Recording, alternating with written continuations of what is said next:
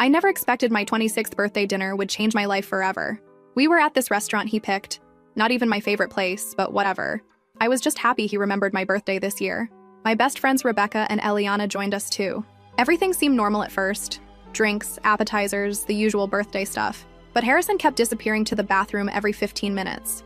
During one of his absences, Rebecca got this look on her face while scrolling through her phone. She showed Eliana something and they both froze. I asked what was wrong and they tried to play it off. "It's nothing," Rebecca said, quickly putting her phone away. "Just some stupid drama on social media." Harrison came back to the table, smiling. He kissed me on the cheek, asked why everyone looked so serious. I said we were just deciding what dessert to get. He laughed, told me to get whatever I wanted because it's your special day, babe. Throughout dinner, Harrison kept putting his arm around me, taking selfies for his Instagram where he called me birthday girl and my world with heart emojis. On the drive back to his apartment, I kept thinking about Rebecca's reaction, about the way Harrison had been acting lately, distant, always on his phone, canceling plans last minute. Harrison's dad had lost his job last year and they were struggling. My dad owns a distribution company and gave Harrison a job, pays him way more than he's worth because he thought Harrison made me happy. My dad even helped Harrison make rent when he was short, for almost a year now.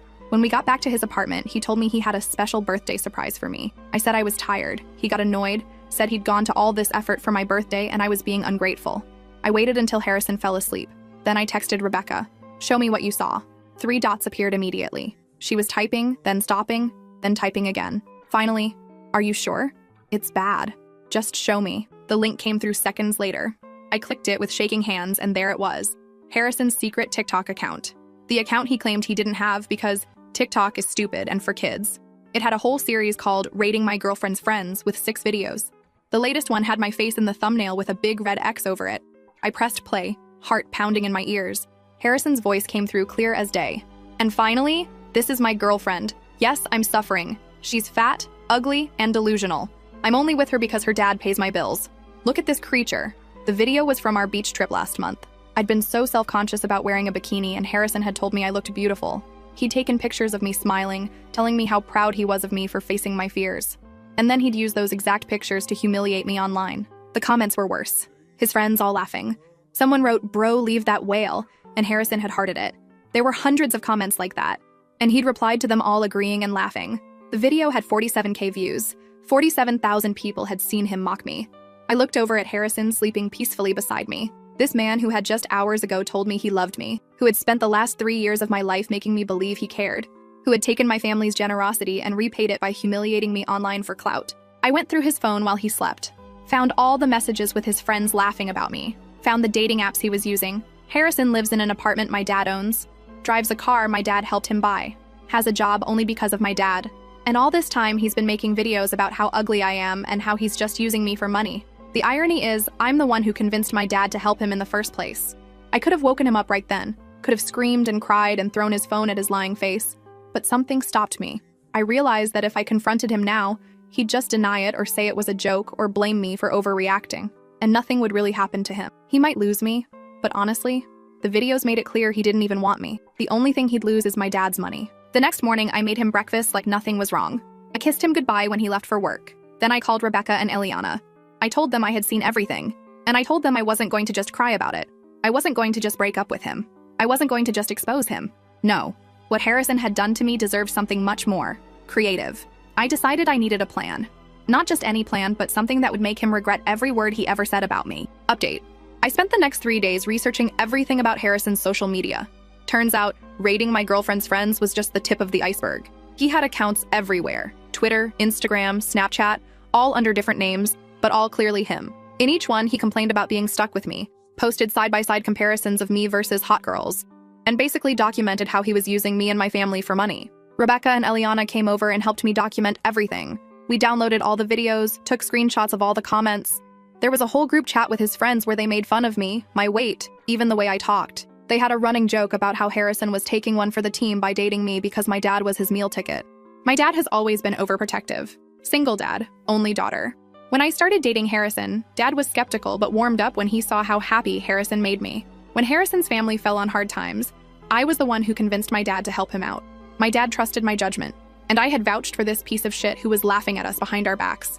I called my dad and asked him to meet for lunch, just the 2 of us. We met at his favorite steakhouse, and I could tell he knew something was wrong. I'd planned to ease into it, But the moment I saw my dad's face, the way he looked at me with so much love and concern, I just couldn't hold it in anymore. I showed him everything. The videos, the comments, the messages. I watched my dad's expression change from confusion to shock, to a cold, hard anger I'd never seen before. He didn't say anything for a long time, just scrolled through screenshot after screenshot, video after video. Finally, he put down his phone and looked at me, asked if I was okay. I told him the truth, that I wasn't, but I would be. That I wasn't going to let Harrison get away with this. Dad nodded slowly and said something that shocked me. Do whatever you need to do. I've got your back. See, my dad isn't just some rich guy. He built his business from nothing, survived 3 recessions, dealt with competitors trying to bankrupt him. He's the kind of man who knows how to handle people who cross him, and Harrison had crossed both of us. We made a plan, a real plan, something that would make Harrison regret ever thinking he could use us. First step was simple. Dad would transfer Harrison to the warehouse across town. Longer hours, harder work, less pay. When Harrison asked why, Dad just said there were budget cuts at the main office. Nothing personal, just business. Second step, the apartment. Technically, Harrison had signed a lease with my dad's property management company. I went through it with Dad's lawyer. Turns out Harrison had violated multiple terms. Unauthorized subletting, he'd been renting the second bedroom to his friend Vincent without telling us, property damage, holes in the walls he'd covered up with posters, even keeping a pet snake when the lease specifically said no pets. But we didn't evict him, not yet. That would be too obvious. Instead, the property management company sent notice that they were doing routine maintenance on all units. They'd need access every day for the next 2 weeks, sometimes with very little notice. Harrison hated having people in his space. I knew this would drive him crazy. Third step, my dad called in the car loan. Harrison had missed 2 payments, something he'd hidden from me, which meant the bank could demand immediate payment in full. Harrison didn't have that kind of money. He'd have to beg my dad for help, which of course my dad wouldn't give. All of this happened within the first week after my birthday. Harrison had no idea I knew anything. I kept acting completely normal. Loving girlfriend, supportive partner, all while watching his life slowly start to unravel. He complained about the job transfer, told me he didn't understand why my dad was doing this to him. I looked him right in the eyes and said maybe Dad was just trying to help him develop new skills. Maybe this was a good opportunity to prove himself. Harrison nodded like this made sense. Like my dad was still looking out for him. He complained about the maintenance people, said they were coming at inconvenient times, going through his things. I suggested maybe he should clean up a bit. Maybe get rid of that snake that wasn't supposed to be there in the first place. His face. When I mentioned the snake, priceless. He had no idea I knew about it. He complained about the car loan, said the bank was being unreasonable, asked if I could talk to my dad about helping him out. I said I'd think about it, then deliberately changed the subject, left him hanging. Rebecca and Eliana checked in every day. They were worried I might break and confront him. But honestly, watching Harrison slowly realize his perfect setup was falling apart was way more satisfying than any screaming match could have been. By the end of the second week, Harrison was a mess, exhausted from the warehouse work, stressed about the apartment inspections, panicking about the car loan. He started being short with me, snapping over little things, but then catching himself, remembering he needed to keep me happy, keep me believing he loved me. That's when we moved to phase 2. I accidentally left my laptop open one day when Harrison came over. On the screen was an email from my dad about revising his will. The email mentioned something about putting me in charge of the family business someday, about a trust fund that would activate when I turned 30. None of this was true. My dad and I had created the fake email together, but Harrison didn't know that. That night, Harrison was suddenly super attentive, made dinner, massaged my shoulders, told me how proud he was of me and how he always knew I'd take over the family business someday. I smiled and thanked him, all while imagining what was going through his greedy little mind. The next day, I told Harrison I was thinking about moving in together, said I wanted us to get a place of our own, without my dad's help. Somewhere we could really start our life together. Harrison looked panicked, started making excuses about how now wasn't a good time, with his job change and financial situation. I pushed a little, acting hurt, asking if he didn't want a future with me. He backpedaled hard, said of course he wanted a future with me, said moving in together would be amazing, then suggested maybe we could use one of my dad's properties instead of finding a new place. Maybe that bigger luxury apartment downtown that Dad had just renovated? I said I'd think about it, watched him relax, thinking he'd dodged a bullet. What Harrison didn't know was that I'd already moved most of my stuff out of his apartment, all the things I'd left there over the years, clothes, makeup, books, even the special coffee machine I'd bought him for Christmas, that he never used because he actually hated coffee. Rebecca and Eliana had helped me pack it all up during the day while he was at work. I was also documenting everything, taking videos when he wasn't looking, recording our conversations, making notes of every time he lied to my face, every time he pretended to love me while I knew he was mocking me to his friends. The warehouse transfer had another purpose too. It separated Harrison from his work friends, the ones who commented on his videos, the ones who knew the truth. I asked my dad to keep an eye on him, and he reported back that Harrison was isolated at the warehouse. Nobody wanted to be friends with the boss's daughter's boyfriend. They all thought he was a spy for corporate. Harrison's car situation got worse. Without help from my dad, and with his reduced salary, he couldn't make the payments. The bank sent a final notice. Harrison was desperate enough that he tried to go directly to my dad, bypassing me. Showed up at his office unannounced. My dad played it perfectly. Listened to Harrison's story about financial hardship, about how much he loved me and wanted to build a future with me, about how embarrassed he was to ask for help again. Dad nodded sympathetically, then said something amazing. If you truly love my daughter and want a future with her, prove it. Propose to her. Make a commitment. Then we'll talk about financial help. Harrison came to me that night practically bouncing with excitement. Told me he'd had a great talk with my dad. That dad had given him some man-to-man advice about our relationship. I asked what kind of advice, and Harrison said he didn't want to spoil the surprise. Then he asked what kind of rings I liked, if I preferred traditional or modern styles. I played along, pretending to be excited, showing him pictures of rings I liked. The next day, Harrison asked if we could have dinner at the same restaurant where we'd celebrated my birthday. Said he wanted to make up for being distracted that night. I agreed, secretly knowing exactly what he was planning. I called Rebecca and Eliana, told them Phase 3 was happening sooner than we expected. Harrison was going to propose. Not because he loved me, but because he thought it would solve his financial problems. They were furious on my behalf, but I assured them I had it all under control. The day of the proposal dinner, I spent hours getting ready, did my hair and makeup perfectly, wore the dress Harrison had once said made me look almost as hot as Eliana in one of his videos. Made sure I looked flawless. Harrison picked me up, complimented me nervously, kept touching the pocket of his jacket where I assumed the ring was hidden. He'd been weirdly insistent about driving, even though his car was at risk of being repossessed any day.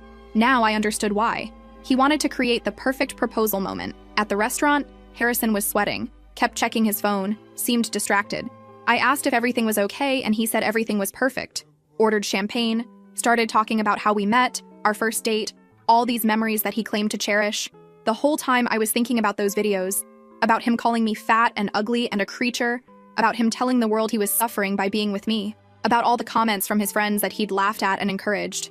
Just as the dessert arrived, Harrison got down on one knee, pulled out a small box, started saying how much he loved me, how he couldn't imagine his life without me, how he wanted us to be together forever. I looked at his earnest face, at the cheap ring he'd probably put on credit because he was broke, at the people around us starting to notice and smile, thinking they were witnessing a beautiful moment. And then I said exactly what I'd been planning to say all along. No. Harrison's face froze. He clearly hadn't expected that. Tried to laugh it off, thinking I was joking. I wasn't. I said it again, louder this time. No. Harrison got up, confused and embarrassed. Asked if we could talk about this somewhere private. I said no again. Said I was perfectly comfortable having this conversation right here, right now. Then I took out my phone, pulled up the TikTok video, turned the volume all the way up, pressed play. And finally, this is my girlfriend. Yes, I'm suffering. She's fat, ugly, and delusional. I'm only with her because her dad pays my bills. Look at this creature. His face went white, then red. He tried to grab my phone, but I moved it away. Told him not to touch me, ever again. It was chaos right after. People at the next table were whispering. The server hovered like she might need to intervene. Harrison's eyes were wild, darting from me to my phone to the door like he was calculating his escape. He hissed at me. You're making a scene. You're embarrassing yourself. Let's just talk outside. I said, no, I'm done pretending. I told him I knew everything. Every video, every message, every disgusting joke. And by the way, I'd already moved out, already taken back every single thing of mine he ever touched. I told him he'd lost his meal ticket, lost his easy ride, and the only thing he'd ever be remembered for was being a coward who mocked the one person who ever had his back. He stormed out, left me sitting there with the check and the ring box. The fallout started that night. He blew up my phone, calls, texts, then voice messages full of rage, then desperation, then threats. I blocked him. He tried Instagram, then Snapchat, then even emailed me at my old college address.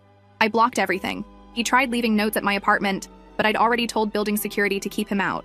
He called my dad's office pretending it was about work, but my dad had already told the receptionist to screen every call. Rebecca and Eliana came over, ready to celebrate, but all I wanted to do was shower and scrub the smell of him off my skin. I spent hours scrolling through every message, every post, every old video, deleting them one by one. I wanted to erase him, not just from my life, but from the last 3 years of my memory. Over the next week, things got messier. Harrison started showing up at places he knew I'd be. My favorite coffee shop, the grocery store by my office, even the gym. He'd hang around outside pretending to text, pretending to bump into me by accident. He'd try to talk, try to apologize, but it was always the same. I'm sorry you're upset. I'm sorry you misunderstood. I'm sorry you saw those things, but you know I love you. You know I need you. You know I can't do this without you. I never gave him the satisfaction of a response. I walked past him like he was invisible. One night, Rebecca and I were leaving a bar when we saw his car idling across the street. I looked at her, she looked at me, and without a word, I whipped out my phone and started filming. I walked straight up to his window and asked if he was lost. He looked startled, then mad, then tried to play it off like he was waiting for a friend. I told him to leave or I'd call the cops. He started to protest, but Rebecca was already on the phone. He peeled out, tires screeching, and that was the last time I saw him in person for a while. But the online stuff didn't stop.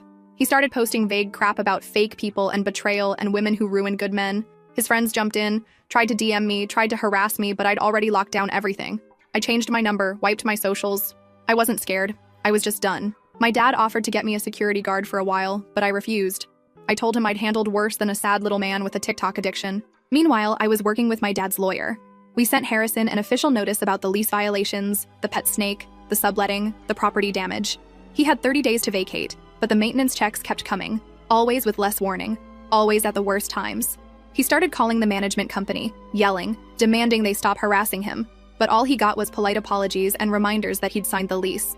He tried to get Vincent, his secret roommate, to fight it for him, but Vincent didn't want to get involved. Suddenly, all those friends who laughed at his videos were nowhere to be found.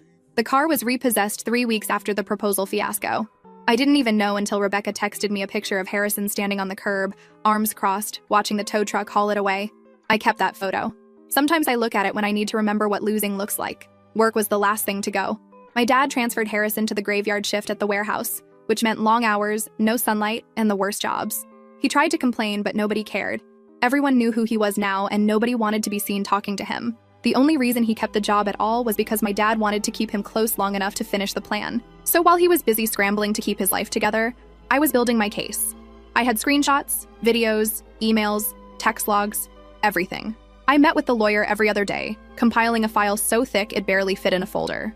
Rebecca and Eliana helped me sort through everything, organizing by date, by platform, by level of cruelty. I saw things in those group chats I can never unsee. Jokes about my body, my voice, my family, even jokes about my mom who died when I was a kid. That one nearly broke me, but I refused to give him the satisfaction. My dad was relentless.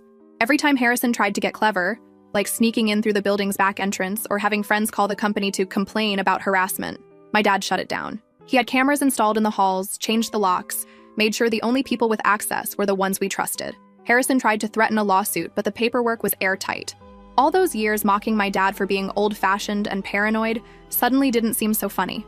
The apartment was the last domino. 2 days before his 30-day notice was up, I got a text from Eliana. He's moving out.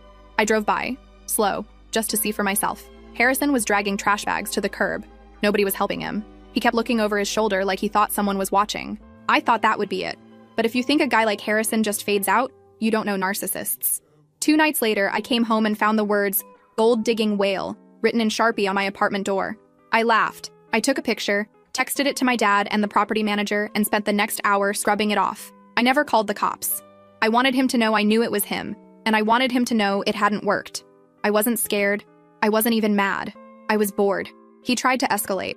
Started messaging my dad, pretending to have evidence that I'd cheated on him, that I'd stolen from him, that I was the abusive one. My dad didn't even reply. The lawyer just added each message to the file. Harrison's last card was a letter, handwritten, left at my office front desk, begging for just one more conversation. The receptionist threw it out before I saw it. She knew the drill. Eliana and Rebecca were worried he'd try something worse. I told them I wasn't worried. I'd changed my routines, kept my phone on me, never walked home alone. I wasn't an idiot, but I also wasn't going to let fear run my life. About 3 weeks after his eviction, I got a call from the warehouse manager, my dad's friend, someone I'd known since I was a kid. He told me Harrison hadn't shown up for his last 4 shifts, hadn't called in, hadn't picked up his last check. They'd boxed up his locker and found it full of junk, empty energy drink cans, ripped up notes, some old photos of us from when we first started dating. The manager asked if I wanted them. I said throw it all out. Then Monday morning, I walked into my office and there he was, Harrison, sitting on the curb outside the building, holding a cardboard sign that said, "Please forgive me." He looked like hell. 3 days worth of stubble, eyes red, hands shaking. He didn't look up as I walked past, just kept staring at the ground, clutching his stupid sign like it was going to change anything. The receptionist caught my eye and mouthed, "He's been here every morning for 3 days. I shrugged. I told her if he comes inside, call security. She said, "Already did." I sat at my desk, opened my laptop, and got to work. By lunchtime, he was gone, but the sign was still there, propped up against the trash can outside. I took a picture, texted it to Rebecca, Eliana, and my dad, just in case you wanted to laugh. That's all I have for now. I don't know what Harrison will try next, but I know that whatever it is, he'll never get forgiveness, never get my attention, never get another chance. Last update. Part of me wondered if seeing Harrison outside my office would be the end, like he'd finally hit rock bottom and disappear. But of course, that's not how guys like him work. If you've ever been used, humiliated, and then stalked by someone who's convinced you owe them forgiveness, you know the sign is never the end. It's just the start of a new game where the rules are even more pathetic. I kept waiting for him to escalate, but honestly, I think he'd already run out of moves. Still, I wasn't stupid. I kept my phone on me at all times, checked the lobby before I left, told the receptionist to keep an eye out. I wasn't giving him an inch, not after everything. The next week was this weird limbo. Harrison didn't show up again, at least not where I could see him, but I started hearing from people I hadn't talked to in years. Old college friends, distant cousins, even a girl from high school I barely remembered. Hey, is everything okay? Did something happen with you and Harrison? Someone saw him outside your work. I got a message from Vincent, who hadn't spoken to me since all of this started, and it was just this rambling wall of text about how Harrison was in a bad place. Maybe I could just meet with him for 5 minutes just so he can have closure. I blocked him without even reading the rest. I was done giving any of those people my time, energy, or empathy. If you're still friends with a man who built a brand out of shaming the woman who saved his ass, you're dead to me, period. The official eviction process wrapped up. The apartment was trashed. Holes in the walls, beer stains on the carpet, a smell like something had died in the vents. The property company charged Harrison for every penny. My dad laughed when he saw the invoice. Karma, he called it. I agreed, but I didn't really care about the money. I cared that he was finally, officially, out. One day at work, I got a call from the warehouse. The manager said Harrison had come in to pick up his last paycheck, tried to start an argument about being wrongfully terminated. The manager told him, "You were never terminated, you just stopped showing up." Harrison yelled, ranted about my dad, about how he was being set up, how he deserved better. The manager said he just handed him the check, watched him leave, and locked the door behind him. I thanked him for letting me know, asked if there was anything I needed to do, and he laughed. Just keep living your life, kid. By the time my birthday rolled around again, I realized I hadn't thought about Harrison in days. Not even when I passed our restaurant, not even when I saw his old car parked on the street. Well, not his anymore. I took a deep breath. I went to dinner with my friends and my dad, let them toast me and tell embarrassing stories, let myself laugh until my stomach hurt. I wore the red dress, the one Harrison always said was too much.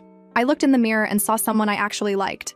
Every once in a while, I'll get a weird DM or a friend request from some rando, but it doesn't faze me. I send it to the lawyer, block, move on. I know Harrison's out there somewhere, probably still telling some sob story about how I ruined his life. I'm not worried. I know who I am, and I know what he is. I hope he remembers every single thing he did and knows that he lost the one person who ever truly gave a damn. I hope every time he sees my name, he remembers he's nothing but a footnote in my story. A cautionary tale, not a tragedy.